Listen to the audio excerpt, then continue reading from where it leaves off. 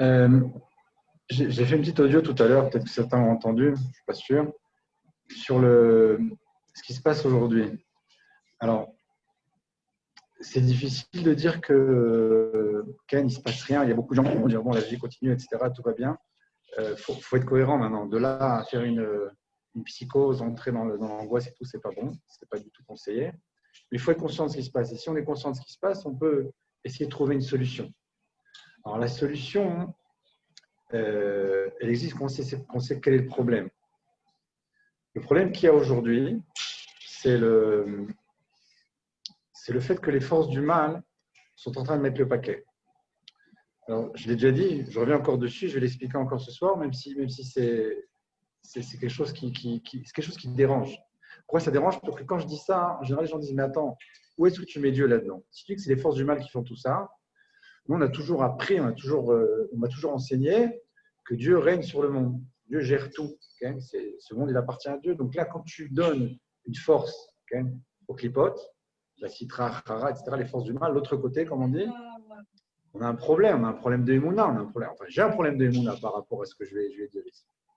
Alors, en réalité, c'est la façon de définir les choses qui nous amène à ce raisonnement et à cette conclusion. On en a déjà parlé, je vais vraiment en parler très succinctement. Je vais l'évoquer très succinctement. On a 3 étapes. Je reviens à chaque fois dessus parce que c'est fondamental. La fin est reliée au début, le début à la fin. Et ce qu'il y a eu au moment de la création du monde, ça revient aujourd'hui. Au moment de la création du monde, il y a une création parfaite dans un monde, dans ce qu'on appelle dans le Sefer Yetzirah, dans Olam, Shalom, Nefesh, le monde, le temps et l'âme, donc l'homme dans l'espace-temps, qui est d'une perfection absolue. Le monde est encore parfait. Le temps n'a pas changé, pas beaucoup, il y a eu des changements, mais on ne va pas rentrer maintenant là-dedans. D'après la Kabbalah, il y a eu des mouvements dans le temps par rapport au déluge, etc., les choses qui sont passées. Au niveau du temps, les choses sont restées. Il y a 6 jours, et puis il y a un Shabbat, etc., les millénaires, les années. Par contre, au niveau du Nefesh, au niveau de l'âme, on a un problème. Dieu a introduit dans le monde un homme qui, à la base, ne connaissait pas le mal. Adam Arishon, c'est nous tous. Lorsqu'il y a eu faute, alors à ce moment-là, le mal a été introduit. Donc le mal est une création de Dieu qui est inexistante, qui n'a pas de force, et l'homme choisit de l'activer, lui donner sa force. À partir du moment où il lui donne de la force, les forces du mal existent. Comment elle a de la force? Par la faute que je vais connaître. Quand quelqu'un commet une faute, alors il alimente les forces du mal. Donc lorsqu'on dit, alors déjà on comprend un petit peu mieux, quand on dit les forces du mal se défoulent, se déchaînent, etc., font ce qu'elles font aujourd'hui, tout ce qui peut arriver avec le virus, la guerre, etc., toute l'économie qui peut s'écrouler ou qui commence à s'écrouler, tous ces problèmes qui existent, on est conscient, on sait j'imagine que vous êtes conscient de ce qui se passe autour de nous. On peut difficilement dire que ça appartient à une décision de Dieu de mettre dans le monde tout ce mal-là, tous ces gens qui nous quittent, tous ces gens qui tombent malades, toutes ces économies, tous ces gens qui déposent le bilan, etc. On en a déjà parlé, mais je reviens encore dessus. Ça appartient au mal. Et ça appartient au mal parce que je l'ai alimenté. Chacun de nous l'a alimenté. Lorsqu'on a fait une faute, lorsque l'on fait une faute, lorsqu'on ne fait pas une mitzvah, on alimente ces forces du mal. Elles sont alimentées par le flux que Dieu envoie au Ham Israël. Le Ham Israël est le moyen dans le monde pour Dieu de faire passer tout ce qui peut exister. Israël est au cœur du monde, sur le plan géographique, sur le plan spirituel, à tous les niveaux. Donc lorsqu'il y a mal au moment de la création du monde, eh bien, les forces du mal sont créées, sont alimentées, sont développées. C'est vrai de nouveau au moment de Matan Torah. Matan Torah, Dieu donne la vie éternelle de nouveau, comme avant la faute de l'ordre de la connaissance. Et là, encore une fois, le Hegel, etc. Ce qui se passe aujourd'hui, c'est exactement la même chose. Pour rétablir ça, le seul moyen, c'est ce qui est marqué dans la Chassidoute, c'est de faire tchouva. Quand on fait tchouva, on rétablit le phénomène qu'on a évoqué précédemment. Qu'est-ce qui se passe lorsqu'il y a faute? Lorsqu'il y a dans le monde un flux que Dieu donne, une bracha, un shefa, qui donne au Ham Israël, ce shefa qui nous arrive va être percé par des petits trous, par des défauts, dans ce espèce de tuyau, cette alimentation. Youssef, vous êtes ma frère. Alors lorsqu'il y a ici des trous dans cette espèce de tsinor, ce conduit, les forces du mal sont alimentées. Il y aura Yenika, elles vont réussir à sucer de ce flux-là. Lorsque je fais tchouva, je répare ces trous. J'aveugle les forces du mal, je les fais partir, je les élimine totalement. Et à ce moment-là, ma tchouva va réparer ce tsinor, ce tuyau-là, si on peut dire comme ça. Pas le mot en français, ce moyen de faire arriver le flux. La tchouva est le seul moyen de rétablir les choses dans le monde. Pourquoi je dis tout ça? Parce qu'on se rend bien compte que tout ce qui est fait aujourd'hui, dans les différents pays, moi je vais en Israël, mais je ne sais pas dans les autres pays ce qui se passe, mais j'imagine que c'est la même chose. Globalement, ce que je sais, il y a ce qu'on appelle en français le confinement, il y a l'isolement, il y a l'alcogel, il y a les vaccins, que Dieu préserve les vaccins, c'est une catastrophe, mais bon, les vaccins, c'est pas très clair tout ce qui se passe là-bas. Tout ce mal-là, dans un sens comme dans l'autre, toute cette solitude, tout ce déferlement-là, on n'arrive pas à l'endiguer. Non seulement on n'arrive pas à l'endiguer, mais quand on a commencé à parler de ça il y a 9 mois, 10 mois, à l'époque, j'avais dit déjà, si les forces du mal, j'en ai dit, catastrophe, Picorsoud, comment, il ne croit pas en Dieu, etc. On est toujours dans le même phénomène. Les choses s'enveniment, les choses se détériorent. En Israël, par exemple, il y avait 2000 cas, c'était 14. Aujourd'hui, il y a 10 000 cas. Il y a 6 mois, il y avait 5 fois moins. Alors qu'il y a vaccin, alors qu'il y a isolement, il y a un séguerre très dur, il y a une fermeture totale. Okay. Donc, on voit très bien ici que le moyen de réparer ça, ce n'est pas un moyen matériel, même si matériellement, on doit faire ce qu'il faut. Ça dépend quoi. Le vaccin, c'est déjà long, on ne va pas rentrer là-dedans, mais il faut faire ce qu'il faut, mais au niveau spirituel, c'est la solution. C'est que la tchouva qui peut réparer ça. La tchouva est le seul moyen de réparer. Alors sur ça, il y a un midrash connu que j'ai déjà cité et que je vais redire encore aujourd'hui, qui nous donne la solution. Encore une fois, la fin est reliée au début et le début est relié à la fin. Lorsque le monde est créé, Bereshit, Bara, Elohim et Hashamayim et Ve'aretz, tout est posé là-bas. Et Bereshit Nameh Mahamar. Bereshit aussi, c'est un Mahamar. C'est une question, il y a marqué 9 Mahamarim là-bas où il est 10e. Le 10e, c'est le premier, okay, dans l'ordre. Entendu, le premier, c'est le premier, mais il y a un 10e Mahamar parce que quand on commence, on voit, il a créé ça, il a créé ça. Où est-ce qu'il est le 10e Mahamar? Et bien, c'est le premier verset. Bereshit, Bara, Elohim et Hashamayim et Ve'aretz. Dieu a créé le ciel et la terre. Le matériel est spirituel. La bonté, la sécurité, appelez ça comme vous voulez. Le roi et le geshem, comme on dit. Il y a ce qui est roi, c'est-à-dire ce qui est spirituel, ce qui est et le geshem, c'est la gashmiyut, le matériel, le trivial. Alors Dieu a créé les deux. Dans ça, à partir de ça, il va ensuite étaler chaque jour les éléments, le premier, le deuxième, etc. Mais le deuxième verset, celui qui vient juste après, c'est l'évocation de tout ce qui va se passer dans l'histoire du Ham Israël jusqu'à la Géoula. Ce midrash, on va le redire. La terre était au l'obscurité était sur l'abîme et le souffle de Dieu est la surface de l'eau. Alors sur ça, le texte dit Varetz et Tatou, Zegalut Bavel, Shneemar, Raiti et Aretz Veinetou. On parle de Bavel, ce bilboul, là, Bavel c'est le bilboul, c'est le bouleversement, le chamboulement. On parle dans la chambre de Tou, c'est le verset qui dit Aretz et Aretz Tou. Veinetou, et les Tou, donc c'est Bavel, c'est le premier galout. On va pas le galout, le premier galout c'est Mitzrayim. Mitzrayim c'est la source de tous les galouillotes. Après Mitzrayim, lorsqu'on est sorti, on a commencé avec Bavel. Le deuxième, c'est Vou. Vou, c'est quoi? C'est Galout Madaï. Parasou Madaï. La Perse et la Mède. C'est marqué Vayavhil ou Leavietaman. Ils ont surpris Aman pour l'emmener avec eux. Lorsqu'on arrive à Rocher, l'obscurité, c'est Galout Yavan, la Grèce. Pourquoi? Cherchicha enem shel Israël be'gzerotéen. Pourquoi? Ils ont mis l'obscurité, ils ont obscurci la vue du Ham Israël. C'est justement Hanouka, le fait d'allumer les bougies. Ce galout-là, il était marqué aussi. Quand on arrive à Pénéthéum sur l'abîme, et l'abîme, comme c'est marqué, donc c'est quelque chose qui a prévu n'a pas de fin, on parle du galout de Édom. Ce galout qu'on vit maintenant. Les autres galouillotes, c'est 70 ans, c'est 200 ans, là on est à 2000 ans. Donc comment on sort de ça? C'est la fin du verset V, le souffle de Dieu à la surface de l'eau. Et là, il y a des commentateurs, Mishimoni, etc., qui nous disent c'est quoi? C'est Ruach Shel Melech HaMashiach. Pourquoi? On dit justement, la solution, elle est sur la fin. Même quand tu as passé tous ces galouillotes-là, il va y avoir un souffle de Dieu à la surface de l'eau, qui est au début dans la création et qui arrivera aussi à la fin. C'est Venachal Avruach Havaye. Il recevra le souffle de Dieu. Et là, le Midrash termine et commence à dire comment je fais pour amener ce Mashiach-là. Eh bien, le verset, le Midrash nous dit la chose suivante. Je vais vous dire le texte. Bisrout Atshuva Shenim Shela Kamaim, par le srout de la Tshuva qui est comparé à l'eau. Shifri Kamaim Liber Nochar Pnei Hashem. C'est déjà au départ, le plan était déjà posé. Il va y avoir une période de plus en plus dure. Il y aura 4 galouillotes. Le dernier galout, c'est le plus long, le plus noir, le plus difficile. Comment je sors de ce galout? Comment j'amène ce roi Shel Elohim, ce souffle de Dieu, qui est Elohim au début, Havaï à la fin. Je l'ai expliqué il y a 2 semaines. La notion d'Elohim qui est dans la Gemara devient Havaï dans le Rachamim aujourd'hui, Ezrat Hashem. Comment j'arrive à ça? Par la tchouva. Et là, il amène ce verset, Shifri Kamaim Liber Nochar Pnei Hashem, déverse ton cœur devant Dieu, en pleurs, comme de l'eau devant donc, la face du Créateur. Par cette teshuva, on va pouvoir réparer. Pourquoi? Parce que justement, il y a eu faute. Il y a eu 2000 ans de faute. De fautes diverses et variées par chacun de nous dans ces Gilgoulim, peut-être c'est toute cette incarnation, etc. Et encore dans ce Gilgoula, dans notre vie aujourd'hui. Donc la réparation de toutes ces fautes-là qui a justement alimenté les forces du mal pendant des dizaines, des centaines, des milliers d'années, c'est par la tchouva. Si je fais tchouva, maintenant, je répare ce que j'ai pu faire dans ma vie depuis le moment où je suis né jusqu'à maintenant, jusqu'à cet instant. Peut-être même dans les autres Gilgoulim, je vais peut-être réparer d'autres personnes sur le plan spirituel quand on fait tchouva. On entraîne beaucoup de réparations autour de nous.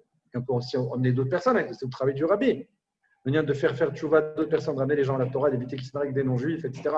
De créer des écoles, des mikvot. Tout ce travail-là, c'est quoi? Le rabbi l'a dit dans sa sikha, la fameuse sikha, il dit Kol macha asitis et level velarik. Tout ce que j'ai fait, ça ne servait à rien. Le rabbi dit ce qu'il a fait, ça ne servait à rien. Il dit parce que je n'ai pas amené le Mashiach.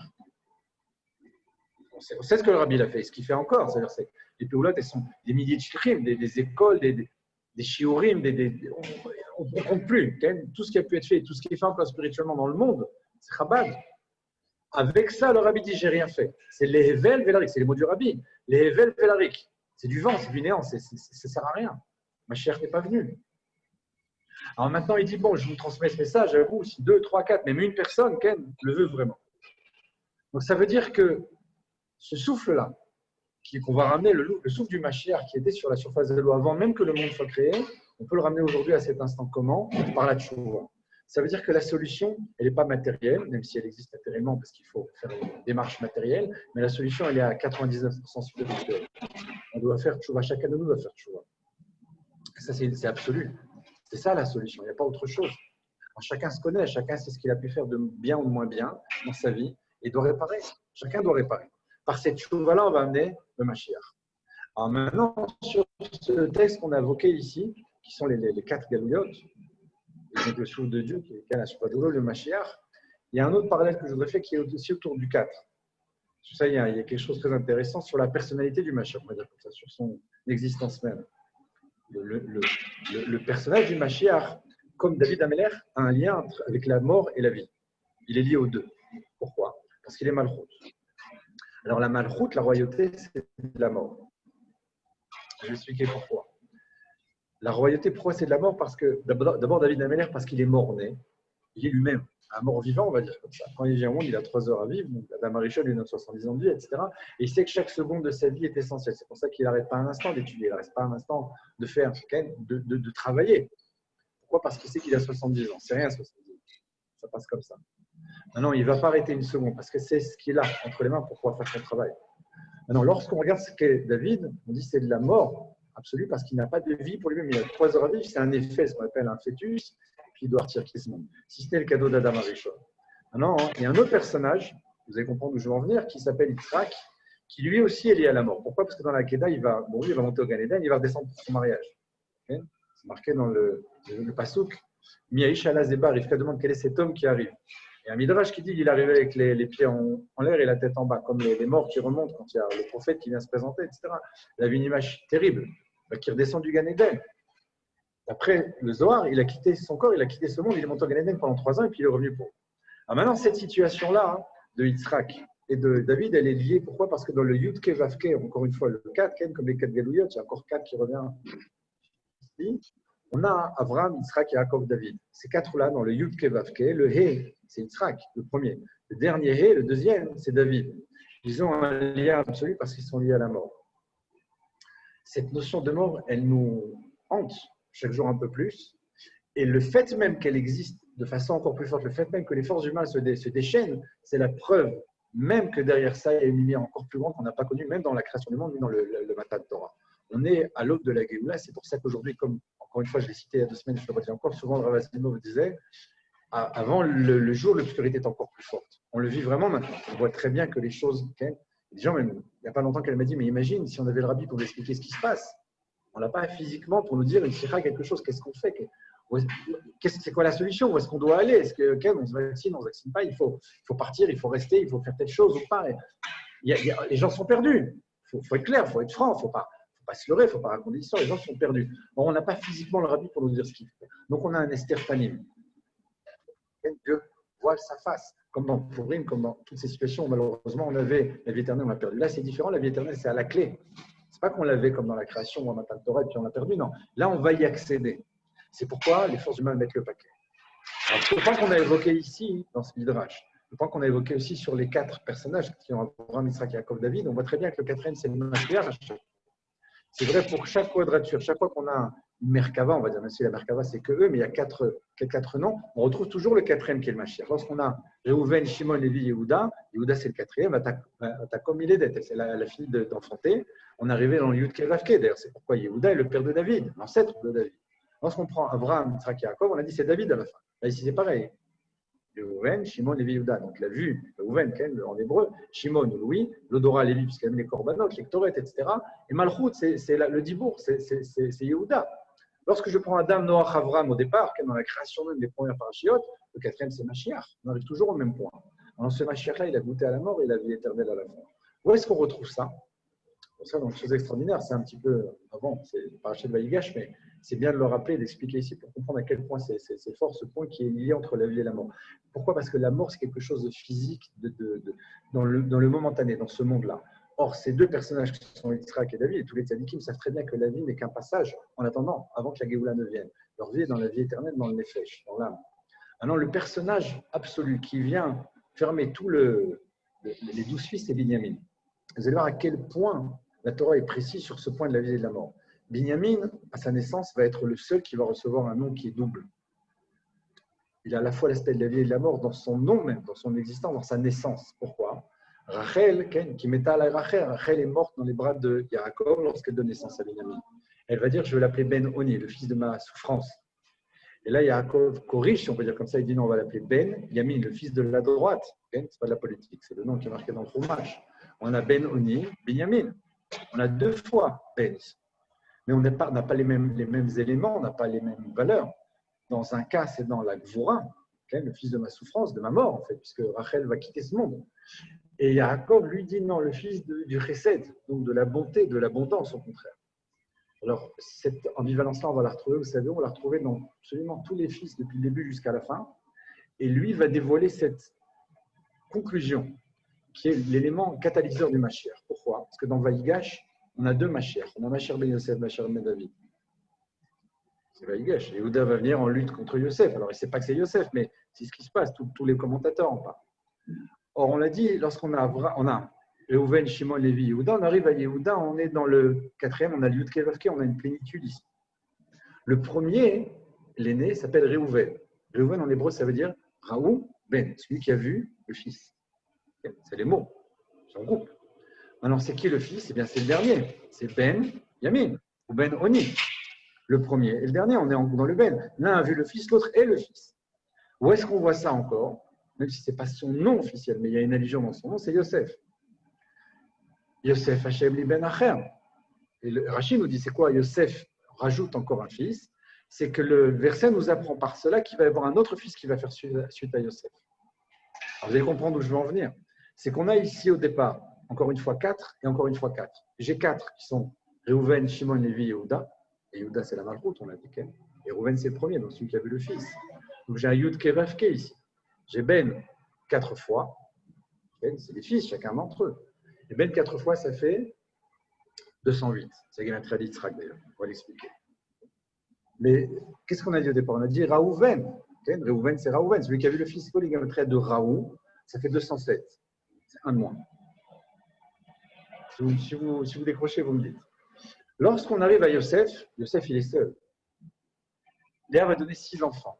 Alors, c'est vrai qu'on va considérer que les 4 premiers, même si les 2 autres sont importants aussi, dans la ligne de Yud Kevavke, on a les 4 seulement qui sont cités dans le verset comme Vatakom Iledet. Elle a arrêté d'enfanter, même si elle enfantera encore ensuite. Donc, on a 4 ici qui sont Yud Kevavke. Chez Yosef, on a Yosef et Binyamin, comme on a ici les 4 et Binyamin, puisque Reuven, il a vu un fils, c'est Binyamin, le fils, c'est Ben, on a dit. Ben Yamin, Ben Oni. Il a 2 fonctions, il a 2 noms. Chez Yosef, les 4 sont présents chez lui, en tout cas les 3. Je veux dire pourquoi. Parce que Yosef a une valeur numérique de 156. C'est 3 fois Ben. Il en manque un 4e pour arriver à ce 208 qu'on a évoqué tout à l'heure. Mais comment il est appelé? Il s'appelait Yosef, qui Yosef Hashem li Ben Acher. Acher en hébreu, c'est une valeur numérique de 209. Donc j'ai 207 chez Reuven. Raou, c'est 207. Ben, okay. Et là, j'ai Ben Acher. J'ai Ben et 209. 207 et Ben, 209 et Ben. Qu'est-ce que j'ai entre les deux? 208. Ça veut dire que le fils intermédiaire, c'est Yitzhak, on a dit, parce qu'il a goûté à la mort. Il est monté au Gan Eden lorsqu'il a eu la Hakeda. Même s'il n'a pas été tué par Abraham, il y a eu une mort là-bas. Et lorsqu'on parle de David, alors David, il est mort-né. Donc le Mashiach, il a ces deux formes-là, à la fois, de la vie et de la mort, intrinsèques. C'est-à-dire qu'il a goûté à la mort, si on peut dire comme ça. Il a goûté à la mort, même si dans la vie. Et dans la vie, mais avec la mort qui plane comme ça autour. Alors maintenant, lorsqu'on arrive à ce 208, et bien lorsque j'ai Yosef, c'est 156, c'est valeur numérique.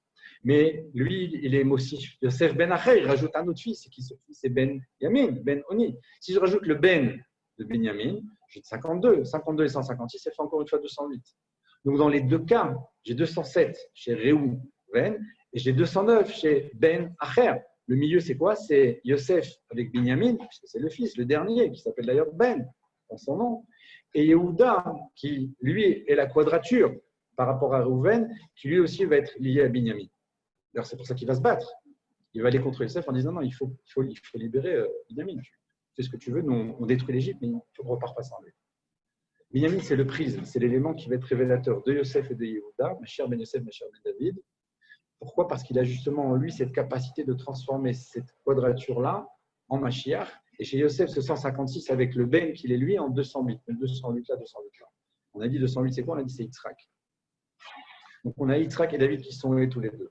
Ça veut dire que le Mashiach lui-même a goûté à la mort. Le Mashiach lui-même est lié à la mort et pourtant il est dans la vie éternelle.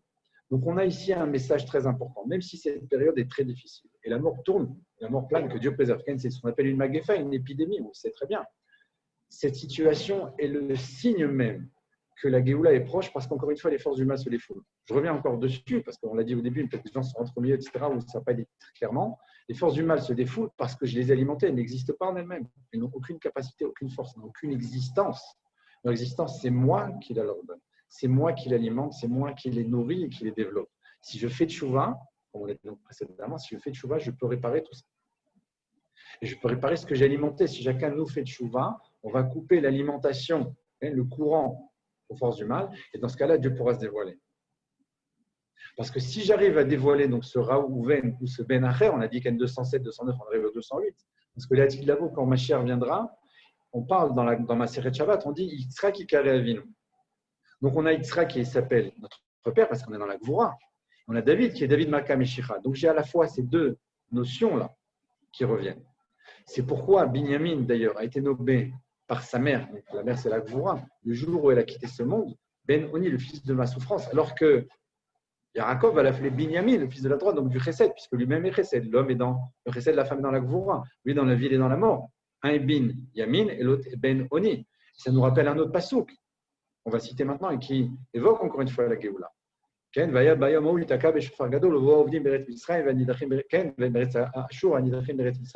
a ici les Ashur et Mitzrayim, vous connaissez sûrement ce commentaire. On dit Ashur, c'est quoi? C'est la notion de Ashir, la richesse, des terres riches. Et Mitzrayim, c'est Metzar, ceux qui sont dans la pauvreté. Donc il y a des Juifs qui sont éparpillés aux quatre coins de la planète. C'est 10 tribus qui nous manquent, ou 9 ou 10 qui manquent, qui sont ou dans Ashur ou dans Mitzrayim, ou dans les pays riches, ou dans les pays pauvres, d'un côté de l'hémisphère ou de l'autre. On a cette notion-là qui est justement liée à Binyamin, parce qu'il est au Ben Oni ou Ben Yamin, donc le côté de droite du Chesed ou de la pauvreté, de la souffrance. C'est exactement le même phénomène. Donc on a ici, encore une fois, cette chose qui revient. Tout ça pour vous dire quoi? Pour vous dire, encore une fois, que tout ce qui se passe aujourd'hui, tout ce qu'on a expliqué ici, tout ce qu'on a développé ici, ces notions-là, tous ces phénomènes-là, ils sont liés à une seule et même chose, la Géoula. Alors on va dire c'est loin, même si on en parle, tout le monde l'évoque, etc. On sent plutôt une grande violence. Cette violence, c'est encore une fois le signe, c'est le siman, que ce qui se passe, c'est le fait que les forces du mal sont au bout de leur capacité. Et si j'arrive à faire tchouva véritablement, pas quelque chose de, comment dire, on est comme un petit pouille, pas juste un petit vernis comme ça, quelque chose de sincère, de réel. Faire tchouva là où j'ai des manques, là où j'ai fauté, là où j'ai raté, là où j'ai fait des erreurs, là où j'ai tous les gamins, tous les manques, toutes les erreurs, toutes les fautes, si j'arrive à faire tchouva, je peux couper l'alimentation à la clipa. Et si en chaîne, d'autres le font, encore 1, encore 10, encore 100, etc., alors on peut par ça, bien entendu, dévoiler le Ben. Qu'est-ce que le Ben? C'est Mashiach. On a dit Benyamin ou Benoni, de ce côté-là ou de l'autre, du côté d'Yitzhak ou de David, du côté de Yaakov ou de Rachel, du côté du Chesed ou du mal, comme dans l'arbre de la connaissance du bien et du mal. On a Aman, Baruch Mordechai. Si j'arrive à faire ça, je peux dévoiler le Mashiach ici-bas. Alors c'est l'essentiel. Pour dire encore une fois la chose suivante, on peut regarder du côté négatif, et malheureusement, le côté négatif, il y en a beaucoup. Mais surtout, regarder le côté négatif. Qu'est-ce qui va se passer demain? Aujourd'hui, on a passé une journée, encore des nouvelles, malheureusement, bonnes, moins bonnes, etc. Beaucoup de mauvaises nouvelles, malheureusement. Comme il n'y a pas longtemps avec notre ami Zichrono Livracha, David Zaou, qui nous a quittés de façon tragique. Ces nouvelles, malheureusement, elles s'accumulent. C'est peut-être pas lié non plus au virus, peut-être aussi, je ne sais pas, je ne suis pas médecin, je ne sais pas ce qui s'est passé là-bas. Je n'ai pas d'informations précises, mais la nouvelle est terrible. Vous êtes tous touchés. Et des nouvelles comme ça, malheureusement, il y a la foison entre le virus, entre tout ce qui peut se poser économiquement, etc. Ce qu'il faut regarder, c'est demain. Comment on peut sortir de ça? Comment on peut réparer ça? Comment on va réussir? Parce que le négatif, on a donné, on en a. Moi, ce que je veux, c'est du positif. Le positif, c'est quoi? C'est Mashiach. Comment j'y arrive? Par la tchouva. C'est le seul moyen. Encore une fois, je le dis, je le répète, c'est la solution. La tchouva qui est marquée dans ce midrash, Shri Kamaim Iber. Voilà, c'était le message que je voulais délivrer ce soir, même s'il y a encore beaucoup à dire. Si vous avez des questions, je suis à vous. Sinon, je rends l'antenne à Mordechai. Mordechai. Oui, enfin, j'ai ouvert les micros pour ceux qui veulent poser des questions, il n'y a pas de souci. Généralement, tu nous laisses sans questions. Donc, je laisse la parole à qui veut. Tu continues? Continue, ok. On va parler de la paracha. Il y a un sujet qui est récemment que j'ai pas mal développé. On a expliqué beaucoup ici dans les derniers cours, mais qu'on va rebrancher, on va dire, sur la paracha de la semaine. Il y a toujours un lien. C'est le sujet du Shema Israël. Ça aussi, c'est lié à la Géoula. Le Shema Israël, le Shofar, etc. Ces colottes, ces voix qu'on a entendues, ou Arsinac, qu'on a entendu la création qui vont revenir. J'ai expliqué pourquoi je parle du Shema Israël. Parce que dans le Shema Israël, on a une verticalité et une horizontalité. Dans la paracha de Vaïkash, on a parlé de Yosef et Yehuda qui vont rentrer dans une lutte, Macher ben Yosef, Macher ben David. Et puis tout ça, c'est pour qui? C'est pour Binyamin. On dit Binyamin, c'est le catalyseur, celui qui va dévoiler justement ce fils-là supplémentaire qui va permettre donc de dévoiler cette notion de Mashiach. Parce que Ben, c'est Mashiach, le fils, c'est Mashiach. Lorsque, Agave, ce que je n'ai pas expliqué non plus tout à l'heure, c'est que le seul qui a reçu un message, d'ailleurs, pourquoi on parle de Yitzhak en tant que Ben? Parce que Yitzhak, Avram a reçu en rêve, Dieu lui dit tu vas avoir un fils. C'est le seul qui a eu ce message. Yaakov n'a pas eu en rêve ou un message, Dieu ne lui dit pas tu vas avoir un fils. Il a eu des fils, mais il n'y a pas eu de message pour ça. Yitzhak non plus n'a pas eu de message pour ça. Il n'y a que Avram qui a reçu ce message. Alors maintenant, pour revenir à notre sujet, dans le Shema Israël, vous le savez tous, on l'a évoqué, je vais le rappeler ici rapidement et après je vais arriver sur notre paracha. Vous allez voir où je vais en venir. On a dit il y a la bracha au niveau horizontal et vertical. On avait expliqué ça très longuement, je vais le faire sur 5 points. Dans Shema Israël, Hashem Echad, dans tous les sidorim pratiquement, tous les sidorim tout court, on a le grand Aïn dans Shema et le grand Dalet dans Echad. Ça constitue le mot Ed, le témoin, le témoignage. On témoigne que Dieu est un. Maintenant, ce Aïn Dalet, on avait expliqué, on est sa valeur numérique de 74 comme Neched, le petit-fils. On a expliqué pourquoi. La bracha que Yaakov donne dans la paracha de Vaïchi, qui suit celle de Vaïgash, qui est la conclusion de Bereshit, et la bracha du Mashiach. La bracha des fils, c'est la bracha du Mashiach. On l'a dit ici, quand même, Ben, c'est Mashiach. Donc, Birkat Abanim, c'est la bracha du Mashiach. Mashiach Ben Yosef, Mashiach Ben David, c'est pour ça qu'ils sont deux. Pourquoi c'est comme ça? Parce qu'on a dit, dans ce schéma Echad, on a un Aïn et un Dalet qui sont grands. Aïn Dalet, Gematria, Neched. En hébreu, Neched, ça veut dire petit-fils. Yaakov va bénir ses petits-fils et il va les transformer en fils. Yosef est présent, mais la bracha, c'est à ses petits-fils. On l'appelle Birkat Abanim, la bracha des fils. Pourtant, c'est les petits-fils qui bénissent. Ça, c'est au niveau de la verticale. Au niveau de l'horizontale, c'est les petites lettres qui constituent le mot Shema et Echad qui nous préoccupent. J'ai les lettres Shem, Shema, parce que j'ai enlevé le Haïn. Il est grand, d'accord? J'ai les petites lettres de Shem, c'est-à-dire le nom. Et dans le mot Echad, le Dalet qui est en grand, une fois que je l'ai enlevé, il me reste Ach, frère, le nom du frère. Donc là, on est dans l'horizontale. La bracha des fils, c'est Simcha Elohim, qu'Ephraim et Kimnaché, que Dieu te place comme Ephraim et Naché. Donc on avait expliqué ça au niveau du Shema Israël, à la verticale et à l'horizontale. La verticale entre Dieu et Mashiach, entre Yaakov, Yosef, Ephraim et Menaché, qui sont les petits-fils qui deviennent des fils, et entre Ephraim et Menaché eux-mêmes, puisque le petit reçoit la bracha, la main droite de Yaakov, et Menaché se tait. Il est conscient de ce qui se passe, il a très bien compris, pourtant il se tait. Il a changé sa nature. C'est ça le Mashiach, celui qui est capable de changer sa nature, de se taire, de laisser la place au petit. Alors ça, c'était ce qu'on avait évoqué à l'époque dans Vaïchi, on a continué à prendre les parachutes qui suivent, puisque le verset, donc on a évoqué Shema Israël, fait référence, on l'avait dit aussi à l'époque, dans un char Kav Gimel, le char l'Agdama Kaf Gimel, 23, Agdama 23 du Sharagil Goulim. Là-bas, le Kadosh explique que chaque fils, lorsqu'il vient au monde, chaque garçon, lorsqu'il vient au monde dans l'âme Israël, reçoit deux noms. Il reçoit un nom dans la Klippa et un nom dans la Kdusha. Le nom dans la Klippa, il reçoit le jour de sa naissance, dans les forces du mal. Et ce nom, il ne le connaît pas. Il reçoit ce nom. Spirituellement, c'est le nom du Yetzirah, on va dire. Le nom dans la Kdusha, c'est le nom qu'il reçoit lorsque le père et la mère ont le roi HaKodesh et donnent ce nom à la Brit Mila. Or, on voit ici que le nom du premier jour et le nom du huitième jour, eh bien, c'est Shem Ar. Comme dans le schéma Israël, c'est quoi Shem? C'est le nom. Et on veut dire Ar, c'est quoi Ar? C'est le frère. Aleph, c'est le premier jour, le jour de la naissance. Et Chet, c'est le huitième jour, le jour de la Brit Mila. Donc, on a bien vu que alors, le verset qu'amène le Hari Akadosh là-bas, c'est Asher Sam Shamot Ba'aret, celui qui met de la destruction dans la terre. Alors, le Hari dit Al-Tikre, il ramène les commentaires des Chachamim, Al-Tikre Shamot et la Shemot, celui qui place des noms dans la terre. Donc, ça veut dire Shamot, c'est la destruction, Shemot, c'est les noms. On a ici cette ambivalence, encore une fois, entre la vie et la mort, entre la destruction et la construction. Le nom dans la Klippa, le nom dans la Kdusha. C'est exactement ce qui se passe dans la bracha des fils. En résumé, en super résumé. On a continué de paracha en paracha. On arrive sur la paracha de Bo. Paracha de Bo, on a un remède déjà. Le premier, c'est que Bo, c'est les lettres de Av. Or, on l'avait dit, même si on ne l'a pas développé maintenant ici, il y a Av ben Neched, le père, le fils et le petit-fils. C'est ça ce qui se passe. Il y a Yaakov, Yosef, Ephraim et Menaché. C'est les petits-fils. C'est pourquoi on avait dit dans le Av ben Neched, on a le Bet de Av, comme dans la paracha de Bo, okay, qui rejoint le Noun de Neched. On a Ben au milieu, et puis on a le Bet de Av et le Noun de Neched. Ça fait Ben Bet. Pourquoi ils sont deux? C'est pourquoi les petits-fils sont devenus des fils, et pourquoi ils sont deux aussi. C'est pour ça qu'ils croisent les mains, parce qu'il y en a un de chaque côté. Là aussi, c'est en résumé, parce que c'est des choses qu'on a déjà évoquées précédemment. Donc là, dans la paracha de Bo, on arrive à cette situation-là. Mais il y a combien de makot dans la paracha de Bo? Il y en a 3. Et là, on va comprendre comment c'est lié encore à notre sujet de la bracha dans le spirituel et dans la bracha des fils du Mashiach, parce que c'est la Géoula pour le peuple juif à ce moment-là, même si c'est momentané. Mais c'est la Géoula. Donc, comment ça va se passer avec ces 3 dernières makot qui sont Arbe, Rocher, Makat, Bechorot.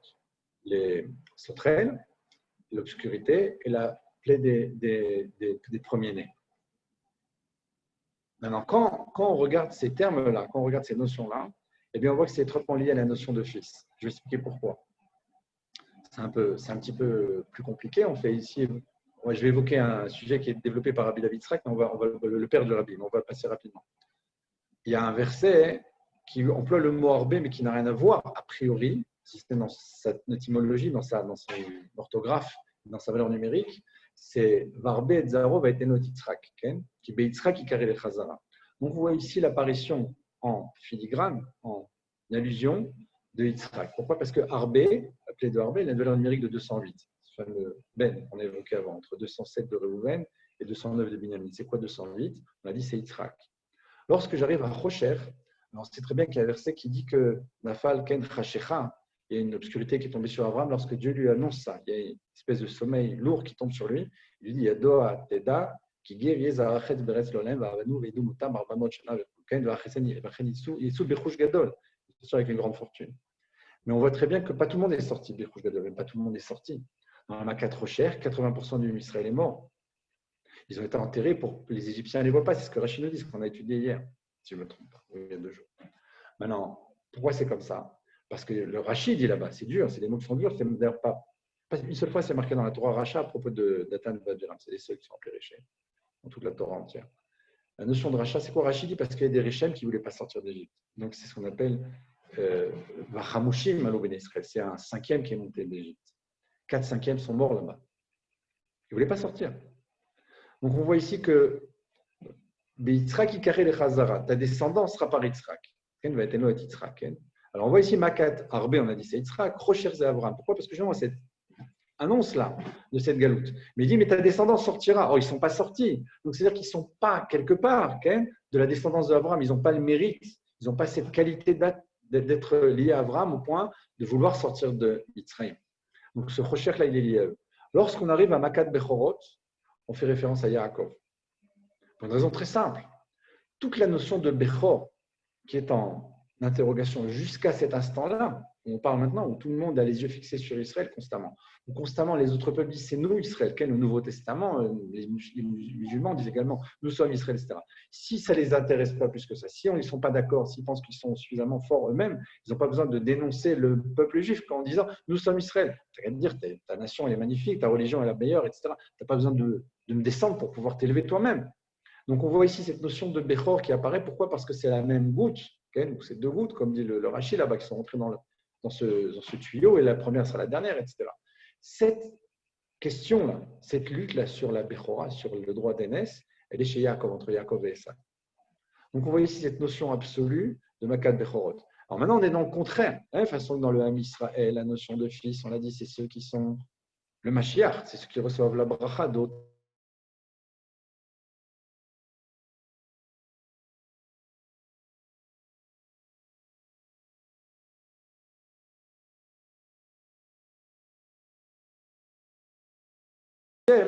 On est sur Yaakov, pourquoi? Parce que Yaakov, c'est la Bechora, c'est la notion de droit d'aînesse. Il a vendu contre ce plat de lentilles qui va revenir, etc., jusqu'à au jour de sa mort. Il va dire, mon aîné, c'est à moi. Alors à ce moment-là, on va envoyer quel le Naphtali, ou j'ai oublié son nom, le fils d'Naphtali, qui va partir là-bas chercher le contrat pour dire, non, tu vois, tu l'as vendu.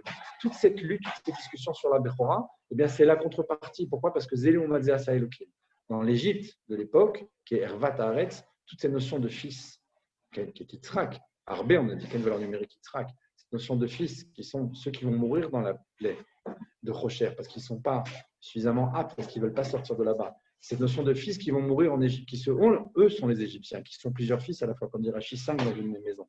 Dans l'Agmara, là-bas, il dit 10 dans une même maison. Le même Rashi, sur le même texte. L'Agmara, il va pas encore plus loin, il dit 10 dans une même maison. J'imagine la plaie de Makat Bechorot, combien d'Égyptiens sont morts là-bas. On a ici l'inverse, Zéléoumadze, tout dans Léoumadze ici, de ce qu'est la bracha des fils.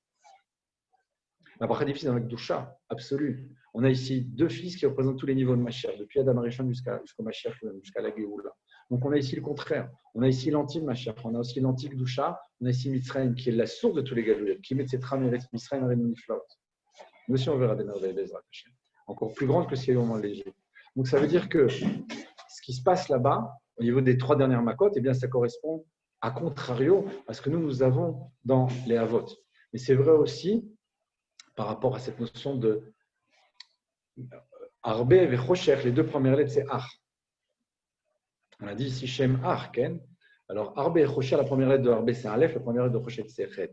C'est comme dans le Aleph-Ret de Echad. Alors, encore une fois, ce remèze, là, cette allusion qui vient ici, aussi dans le Makat Bechorot, c'est-à-dire qu'on voit que les fils d'Égypte, eux, sont complètement inaptes, au point que comme les femmes se prostituaient et trompaient leur mari, alors elles avaient plusieurs fils qui étaient premiers-nés chacun d'un homme différent, donc ils sont morts là-bas dans cette plaie-là.